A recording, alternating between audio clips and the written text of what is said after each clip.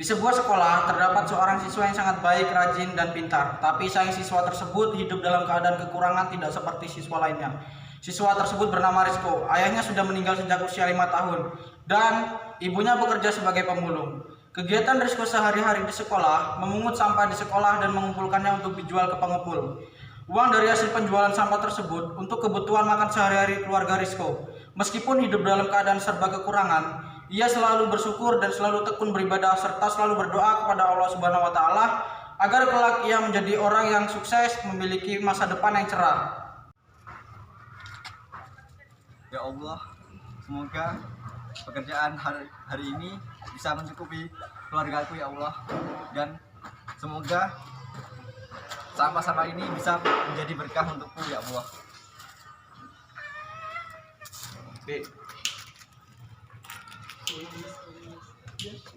Di balik sulitnya kehidupan Rizko, ada seorang sahabat yang selalu support Rizko. Sahabatnya tersebut bernama Javi.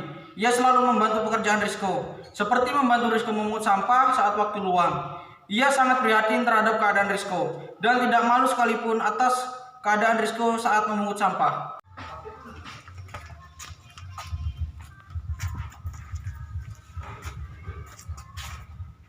Niko, kamu kenapa kok setiap hari ngambil sampah? Ya gimana lagi, Jeff? Orang ini buat makan sehari-hariku, emangnya cukup sehari? Ya nggak cukup sih, tapi aku harus bersyukur karena dengan sampah ini aku bisa makan untuk makan sehari-hari. Ya udah, sini aku bantu.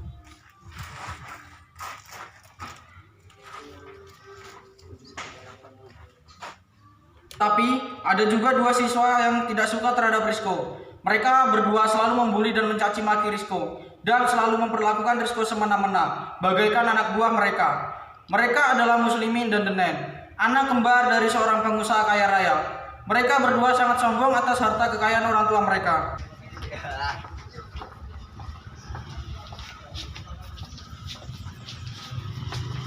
Kenapa lu Riz ngambilin sampah kayak pemulung aja? Ya, kalian tuh kenapa sih positif banget sama kami? Lu juga Jab, kenapa ikut-ikut mending ikut kita ke kantin? Ya nggak apa-apa, aku kan mau bantuin, kasihan sendiri. Ah ya dulu lah, terserah kamu, kayak Rizko aja.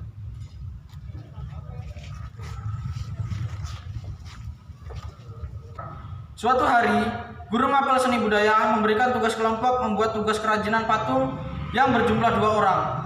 Berhubung Muslimin dan Denen tahu bahwa Rizko jago dalam hal kerajinan, mereka berpikir untuk menyuruh Rizko untuk mengerjakan tugas kelompok tersebut. Dan Rizko pun terpaksa menyetujui perintahnya dengan ancaman mereka berdua. Kok, besok buatin kami berdua patung ya? Ya, kalian kenapa? Kan bisa buat sendiri. Maksud kamu apa gak mau? Maksud kamu apa nggak mau buatin? Lu mau gua ajar? Ya kan, ya besok saya buatin. Keesokan harinya, patung yang dibuat Rizko telah selesai. Dan Rizko membuat 2 patung, yang satu untuk si kembar dan yang satu untuknya sendiri. Ketika patung sudah diberikan ke si kembar, dengan teganya mereka berdua menghancurkan patung Rizko secara diam-diam. Rizko pun merasa sedih dan tidak tahu siapa yang menghancurkannya. Dan ia tidak dapat nilai kerajinan seni budaya. Tetapi Javi mengetahui siapa yang menghancurkan patung tersebut. Ini karya kalian berdua. Oh ya, makasih ya. Ya, sama-sama. Yuk, ikut aku ke kantin yuk sebagai terima kasih. Ah, yang benar, Mus. Ya, ya udah, yuk. Ikut udah, ayo.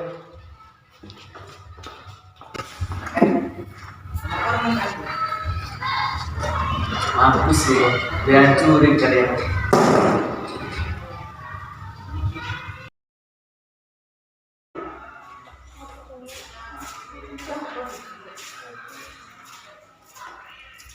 Loh, kenapa ini? Ya Allah, siapa yang hancurin karya patungku? Tadi aku lihat, Muslimin sama Denen yang hancurin. Ya beneran, Jah. Iya, beneran. Rizko menghampiri si kembar dan meminta penjelasan secara baik-baik. Si kembar mengelak dan bukannya meminta maaf, malah memarahi Rizko seolah-olah memfitnahnya.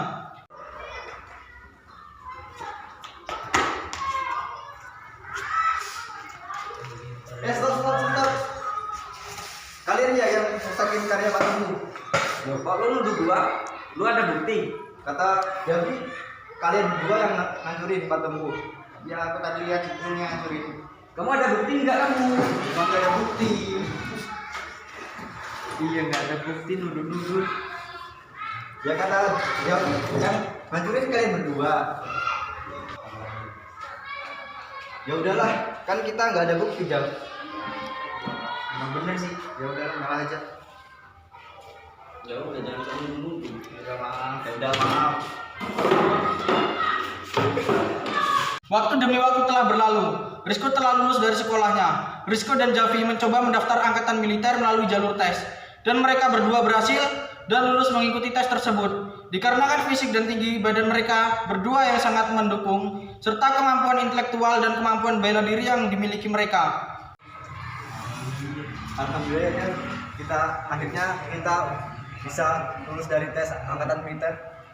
Iya kok. Ayo kita segera pulang dan ngasih kabar gembira ini pada kedua orang kita.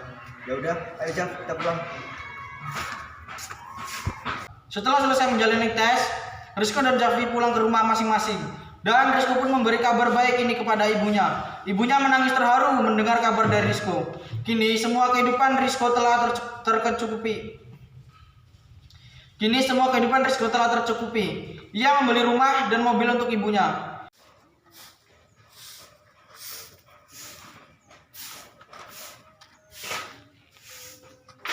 Assalamualaikum. Salam. Rizka, kamu udah pulang dari tes pendidikan, Nak? Alhamdulillah Bu. Akhirnya aku lulus dari tes angkatan militer. Alhamdulillah, Ibu bangga sama kamu. Gimana hasilnya? Ya, alhamdulillah. Aku juga dikasih fasilitas rumah dan mobil. Alhamdulillah. Berarti rumah depan ini hasil tes kamu. Iya Bu. Dan ini hasilnya Bu. Alhamdulillah, Ibu bangga sama kamu. Kamu tidak boleh sombong karena kamu sudah melewati tes ini dengan baik ya, Nak. Iya Bu. Tapi roda berputar.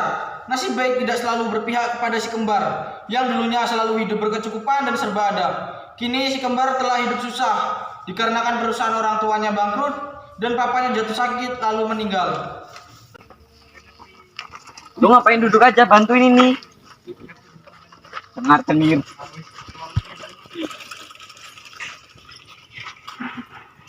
Hidup kita gede banget ya. Dulu minta uang tinggal dikasih. Iya. Semenjak bokap udah nggak ada, hidup kita susah banget.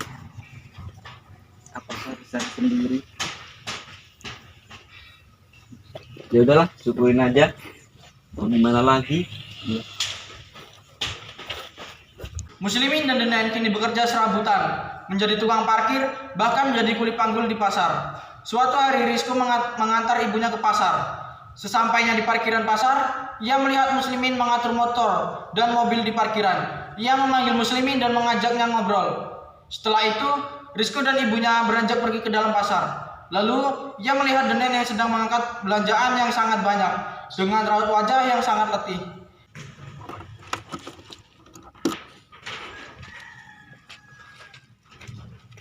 Enak kerjaan, jangan sampai hilang.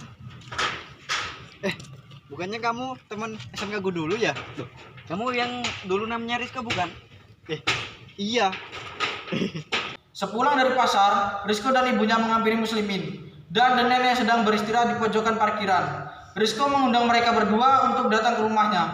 Tujuan Rizko mengundang si kembar ingin memberikan sejumlah uang untuk digunakan sebagai modal usaha. Tetapi si kembar tidak mengetahui tujuan Rizko tersebut. Mus, kan sekarang kan kamu jadi tukar parkir nih. Iya, terus? Ya, nanti kamu berdua mampirlah ke rumahku. Tapi baju kami jelek-jelek. Kan nggak apa-apa, kayak siapa aja. Kan kita temen. Ya udah deh, nanti insya Allah saya ke rumah kamu. Ya udah, ini alamat rumahku. Nanti Oh, iya, datang iya. ya ke rumahku. Iya, siap-siap.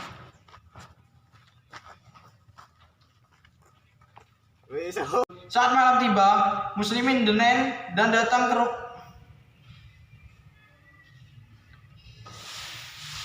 Saat malam tiba, Muslimin dan Denen datang ke rumahnya. Mereka berdua sangat terkejut melihat rumah mewah yang dihuni Rizko. Mereka berdua mengetuk pintu rumah Rizko. Mereka berdua diajak makan malam dan Rizko memberitahukan tujuan mereka diundang ke rumahnya tersebut. Sejak saat itu, Denen dan Muslimin membuka usaha toko kecil-kecilan dan tidak bekerja serabutan lagi. Tanpa adanya rasa dendam atas perlakuan mereka berdua di masa lalu, Rizko menerima dan membantu si kembar dengan senang hati dan ikhlas. Ini ya rumahnya ya. Besar banget. Iya, bagus banget ya. Yuk coba yuk, masuk.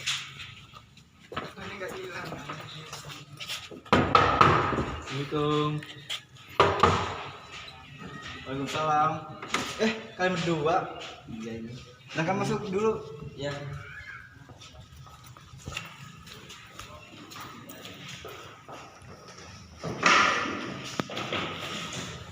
Kalian berdua tahu nggak tujuan kalian diundang kemari? Tidak tahu. Nah, tujuan kami untuk mengasih beberapa rezeki untuk kalian berdua.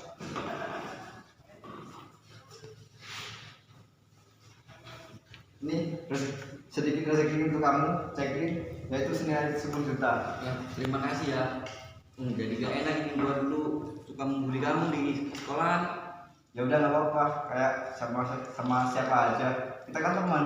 Iya ya. Ya ini buat modal usaha nanti sama adik gua. Ya udah digunakan bagi-bagi ya, kalian berdua. Iya. Kesimpulan, roda itu berputar. Ketika di atas tetaplah rendah hati, dan ketika di bawah janganlah merasa kecil hati.